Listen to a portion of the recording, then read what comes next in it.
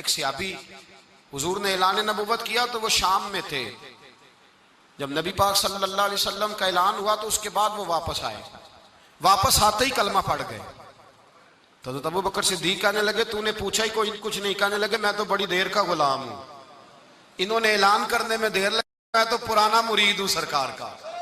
کہا وہ کس طرح؟ کہنے لگے حضور صلی اللہ علیہ وسلم سے میں نے کچھ چیز خریدی بہت پہلے, اعلان نبوت سے بہت پہلے. تو کہتے ہیں میں حضور کو ایک کنویں پہ بٹھا کے نا, کنویں پہ تو میں چلا گیا. میں نے کہا اب یہاں بیٹھیے میں پیسے لے کے آتا ہوں. گھر جا کے میں بھول گیا. ایک دن, دو دن, تیسرے دن یاد آیا. تیسرے دن یاد آیا. کہتے یاد آنے پہ بھی میں بھاگا نہیں. میں نے کہا وہ کہاں بیٹھے ہوں گے, چلے گئے ہوں گے, چلو فارغ ہو کے جاتا ہوں. کہتے فارغ ہو کے میں گیا. حضرت سیدہ خدیجہ الکبریٰ رضی اللہ تعالیٰ عنہ کے دروازہ نور پہ میں نے دستک دی. اماں جی اندر سے بولی کون ہے دروازے پہ؟ میں نے کہا میں حضور سے ملنے آیا ہوں, محمد ابن عبداللہ صلی اللہ علیہ وسلم کی زیارت کی خاطر آیا ہوں. تو کہتے اماں جی اندر سے بولی, کہنے لگی 3 دن ہو گئے حضور تو گھر ہی نہیں آئے. 3 دن ہو گئے گھر ہی نہیں آئے. کہتے اب میں کانپا دوڑا, اس کنویں پہ گیا, اور جب میں وہاں پہنچا تو اللہ کے رسول بیٹھے تھے. سرور عالم صلی اللہ علیہ وسلم نے دیکھا تو اخلاق کی وہ بلندی, وہ پہاڑ, وہ قدریں عالی. یہاں بھی جلال نہیں, یہاں بھی زبان میں ترش روئی نہیں, تلخی نہیں, کڑواہٹ نہیں. حضور نے فرمایا خیریت تو تھی, آپ دیر ہو گئی, میں پریشان ہو گیا تھا, آپ نے مجھے بڑی تکلیف میں ڈال دیا. کہتے وہ میں نے پیسے تھمائے, راتیں بھی ہوتی تو میں مصطفیٰ کو سوچتا, دن بھی نکلتا تو میں حضور کو ہی سوچتا, صبح شام میں تلاوتیں ہی حضور کی کرتا. کہتے ہیں اعلان نبوت کے وقت ملک کے شام چلا گیا, واپس آیا تو کسی نے خبر دی انہوں نے اعلان نبوت کیا ہے. میں نے کہا انہوں نے دیر کر دیا, میں تو بڑی دیر سے کلمہ پڑھتا ہوں. جو یہ اخلاقی قدریں رکھے, یہ رویہ رکھے, جس کا یہ ہمارے ہاں ایک بہت بڑا مسئلہ یہ بن گیا ہے کہ لوگ کہتے ہیں پیسہ آنا چاہیے, وہ جہاں سے مرضی آئے. ہمارے بچے نوجوان جن کے اندر خودداری ہونی چاہیے تھی, وہ کہتے ہیں مالدار عورت سے شادی کرنی ہے چاہے اس کی گاڑی کا ڈرائیور ہی بننا پڑ جائے. ہماری بچیاں, اور یہ سوچ آپ کبھی کھول کے دیکھیں تجزیے پاکستان کی جنریشن کے, بچیاں کہتی ہیں کہ ہم نے شادی امیر گھر میں کرنی ہے چاہے کچھ بھی ہو جائے. حصول دولت کے لیے لوگوں کا طرز سوچ بدل گئی ہے, نظریہ بدل گیا. شادیاں نہیں ہو رہی, تجارتیں ہو رہی. اخلاقی طور پر اس قدر زیادہ قوم نیچے چلی گئی, اس قدر زیادہ. اور پھر اس سے آگے بڑھ کر ہمارا جو رویہ احسان کے معاملات میں ہے, ہم لوگوں سے تعلق نہیں بناتے, کام لیتے.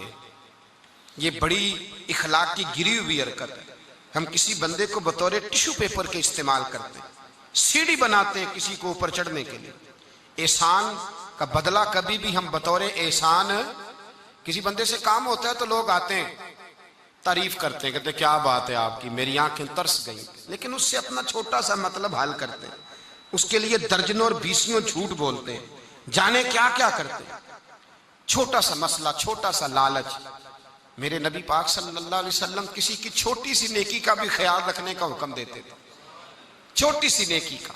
حبشہ نجاشی, حبشہ کا بادشاہ, جب مسلمان مکے سے ہجرت کر کے گئے تھے, مدینے آنے سے پہلے تو اس نے بڑی قدر کی تھی. کافروں کی سازش اور شرارت کے باوجود مسلمانوں سے نیکی کی. اس کے کچھ لوگ حضور کے پاس آئے ملنے کے لیے مدینے. نبی پاک صلی اللہ علیہ وسلم نے ترکی خیمہ لگایا, اپنے ہاتھوں سے اللہ کے محبوب علیہ السلام ان کے لیے کھانا لے کے جاتے, ان کی خدمت کرتے. صحابہ کہتے ہیں حضور ہمیں حکم دے دیں, ہمیں حکم دے دیں, ہمیں. تو نبی پاک صلی اللہ تعالی علیہ وسلم فرماتے نہیں, جب میرے غلام گئے تھے تو ان کے بادشاہ نے بڑی خدمت کی تھی, ایک دفعہ خدمت کر دی, بات ہو گئی, چائے پلا دی, کھانا کھلا دیا, رہنے کو مکان دے دیا, مسئلہ ختم ہو گیا. لیکن محبوب پاک نے اس چیز کا خیال رکھلا, اصلہ نال یہ نیکی کریے اور نسلہ تاک نہیں بھول دے, بے اصلہ نال نیکی کریے تے پھول کنڈیا نال تول دے. لوگ بھول جاتے ہیں حل جزاء الاحسان الا الاحسان. یہاں نیکی کا بدلہ نیکی کے ساتھ دینے کو تیار نہیں. ایک نیکی کرو تو کہتے ہیں دوسری بھی کرو, تیسری بھی کرو, لالچ بن گیا. لوگ اخلاقی قدریں بھولتے چلے جا رہے, بھولتے چلے جا رہے اخلاقی قدریں. میرے مصطفیٰ کریم سید عالم صلی اللہ علیہ وسلم اتنا خیال، صوبیہ یا سویبہ نام کی حضور کی ایک رضائی والدہ ہیں، حضور کو دودھ پلایا تھا، یہ وہی ہیں جن کو ابو لہب نے اشارہ کر کے آزاد کر دیا تھا، حضور علیہ الصلوۃ والسلام کو دودھ پلایا تھا، جب تک یہ خاتون حیات رہی دودھ پلایا تھا کچھ دیر کے لیے، اللہ کے رسول برابر تحفے بھیجتے رہے، فرماتے میری رضائی ماں ہے، میرے ساتھ نیکی کی ہے، خیال رکھا، چھوٹے سے تعلق کا بھی خیال رکھا، ٹیشو بنا لیا ہے تعلقات کو ہم نے، بس ضرورت پڑی تو کام لے لیا، بس اس کے بعد ختم، اور پھر اپنی ذات کی حد تک تو فکر ہے کہ میرے ساتھ یہ تعاون کرے، میں اس کے لیے اخلاقی رویہ کس طرح کا رکھتا ہوں، یہ ہمارا ایک جملہ میں کہا کرتا ہوں، اگر آپ کو سمجھ میں آ گیا تو فائدہ دے گا، میں اکثر کہتا ہوں حقوق لینے کی بات نہیں کرنی چاہیے، حقوق دینے کی بات کرنی چاہیے،